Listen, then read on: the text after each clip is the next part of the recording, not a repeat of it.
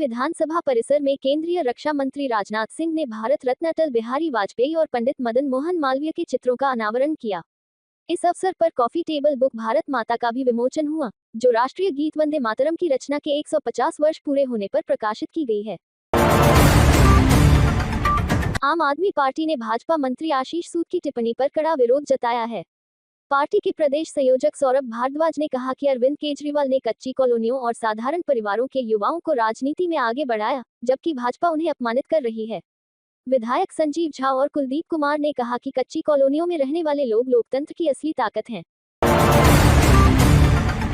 दिल्ली भाजपा अध्यक्ष वीरेंद्र सचदेवा ने कहा कि नगर निगम उपचुनावों में 12 में से 7 सीट जीतकर जनता ने आम आदमी पार्टी की राजनीति को नकार दिया है। उन्होंने आशीष सूद पर लगाए गए आरोपों को बेबुनियाद बताते हुए कहा कि बयान किसी कॉलोनी के खिलाफ नहीं था। प्रदेश कांग्रेस अध्यक्ष देवेंद्र यादव ने दिल्ली के पानी की गुणवत्ता पर सवाल उठाते हुए कहा कि इंदौर से शुरू हुई लापरवाही अब दिल्ली तक पहुंच गई है। उन्होंने बताया कि पानी के 33 सैंपल फेल हुए हैं और दिल्ली जल बोर्ड की 25 लैब में से सिर्फ 2 ही ग्लोबल स्टैंडर्ड से प्रमाणित हैं।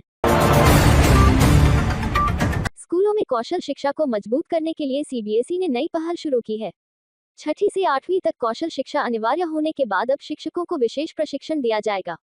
इसे प्रभावी ढंग से लागू करने के लिए 5 जनवरी को कैपेसिटी बिल्डिंग कार्यक्रम आयोजित होगा। 6 दिल्ली की हवा एक बार फिर खराब श्रेणी में पहुंच गई है।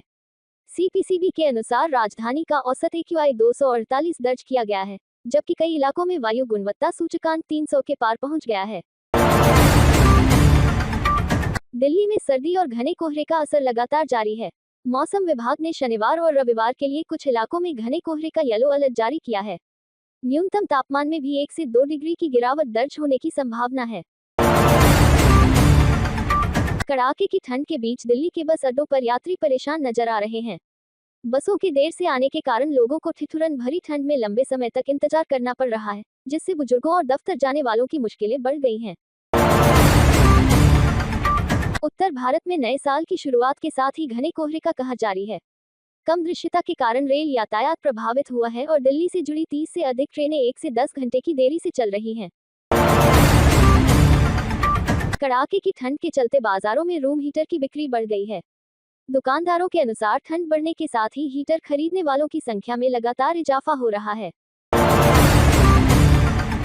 दिल्ली पंचायत संघ के प्रमुख थान सिंह यादव ने सरकार से मांग की है कि 5 जनवरी से शुरू होने वाले विधानसभा सत्र में दिल्ली देहात, गांव और किसानों से जुड़े मुद्दों पर विशेष चर्चा की जाए। इस बार नई दिल्ली विश्व पुस्तक मेले में प्रवेश पूरी तरह मुफ्त रहेगा। 10 से 18 जनवरी तक चलने वाले इस मेले में 1000 से अधिक प्रकाशक और 3000 से ज्यादा स्टॉल लगाए जाएंगे। दिल्ली के डाबड़ी इलाके में झगड़ा रोकने पर दिल्ली पुलिस के एक सिपाही के साथ मारपीट की गई। गली में झगड़ा कर रहे 3 युवकों ने पुलिसकर्मी पर हमला कर दिया। मामले की जांच जारी है।